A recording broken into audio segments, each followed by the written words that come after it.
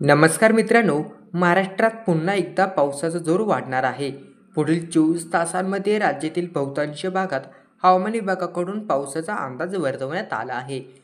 मित्रांनो, आपल्या चॅनलला तुम्ही नवीन असाल तर चॅनलला सबस्क्राईब करा, जेणेकरून तुम्हाला दररोजचे नवनवीन हवामान अंदाजाचे व्हिडिओ तुमच्या मोबाईलवर दिसतील. तर महाराष्ट्रात पुन्हा एकदा पावसाचा जोर वाढणार आहे. पुढील 24 तासांमध्ये राज्यातील बहुतांश भागात हवामान विभागाकडून पावसाचा अंदाज वर्तवण्यात आलेला आहे.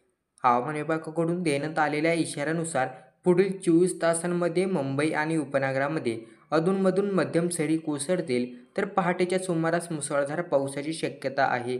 कोकणातील जिल्ह्यांमध्ये तुरळक ठिकाणी मुसळधार ते अतिमुसळधार पावसाची शक्यता हवामान विभागाकडून वर्तवण्यात आलेली आहे.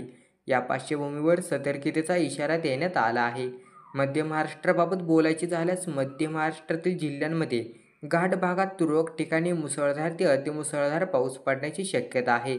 तर मराठवाड्यातील जिल्ह्यात तुरळक ठिकाणी विजांच्या कडकडाटासह वादळ आणि सोसाट्याचा वारा 30 ते 40 किमी प्रति तास वेगाने हलका ते मध्यम स्वरूपाचा पाऊस पडण्याची शक्यता आहे. विदर्भातील जिल्ह्यात तुरळक ठिकाणी विजांच्या कडकडाटासह वादळ, सोसाट्याचा वारा आणि मुसळधार पाऊस पडण्याची शक्यता आहे. दरम्यान राज्याच्या अनेक भागात आज हवामान विभागाकडून विजांच्या कडकडाटासह आणि वादळी वाऱ्यासह पावसाची शक्यता असल्याने सांगितण्यात आलेले आहे.